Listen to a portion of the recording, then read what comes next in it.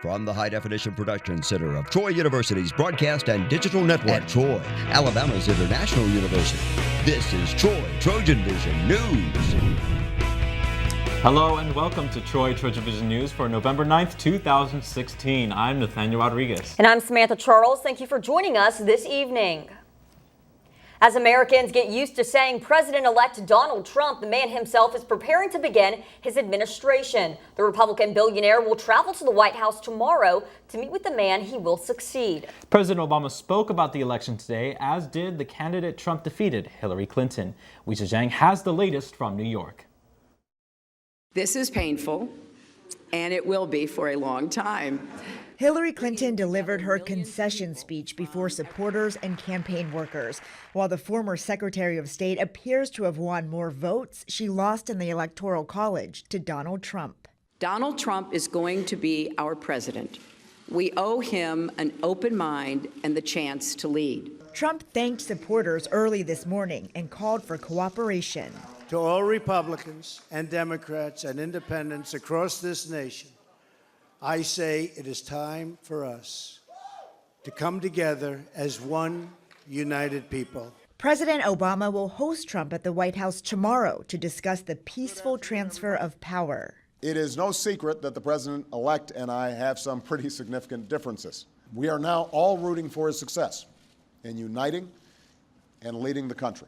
Trump is meeting with his transition team today to talk about potential cabinet appointments. He will take office in January with Republican majorities in both houses of Congress. House Speaker Paul Ryan said with his party in control, political logjams are a thing of the past. Think about the laid-off coal workers now who see relief coming. Think about the farmers here in Wisconsin who are being harassed by the EPA and the waters of the USA. This is good for our country. Trump will take the oath of office 10 weeks from Friday. Weijia Zhang, CBS News, New York.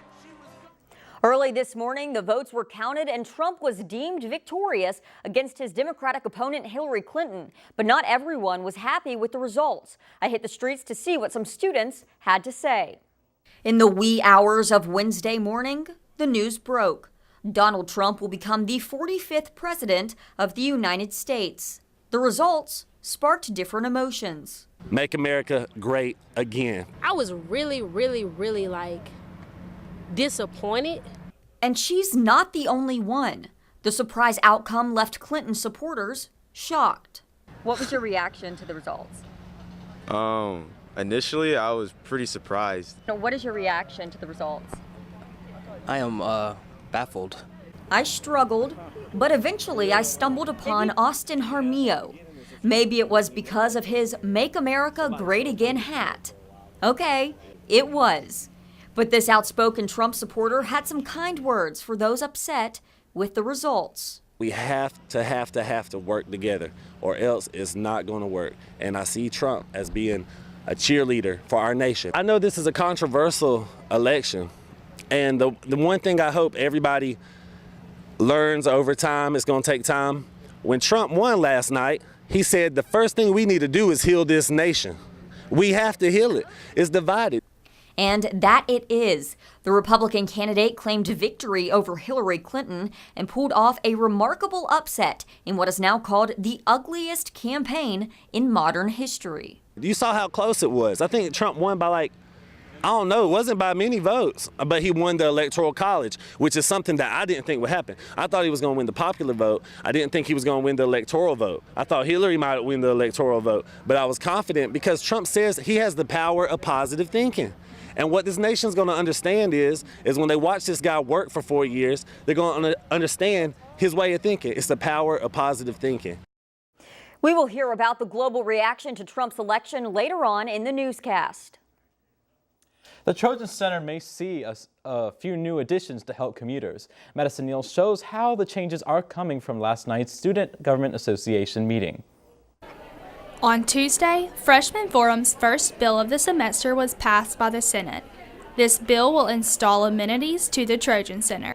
Well, Freshman Forum passed a bill, and basically what it did is to implement 2 parts to our Trojan Center. So the first being adding microwaves to the center, which would allow commuters, and even people who live on campus, to heat up their food. And then the second part was to put security cameras up. Currently, I don't think we have any in there, and so they view that as a big issue, especially in such a high traffic area. Also, after a petition with over 700 signatures, a leash law bill was proposed and will be voted on next week. A lot of people want to walk their animals on campus, and so this would just essentially be a leash law, so they would have to wear a leash and a collar.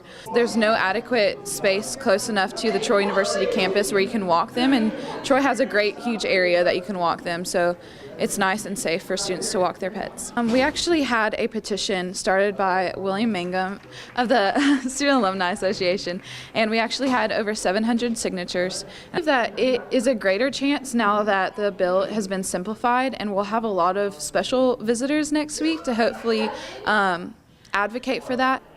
To conclude their meeting, the Student Government Association stressed the importance of packing the stadium for this Saturday's game. The athletic department has created an initiative for this to be student-led and fan-led, for us to bring white towels to the event, to the football game, to wave in the air in place of our shakers, kind of just to create an atmosphere that people can enjoy. You know, we had a lot of support at the South game when we played in Mobile, and we definitely don't want App State to turn around and do that to us on our home turf. We're really encouraging people not only to come out to the game, but to stay for the duration of it. Madison Neal, Troy, TrojanVision News. The SGA meets every Tuesday at 6:30 in Hawkins Hall, room 122.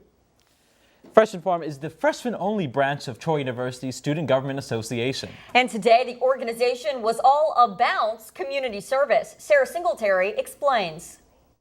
A giant blow-up obstacle course brought students out to the social quad for Freshman Forum's annual Bounce for Veterans event.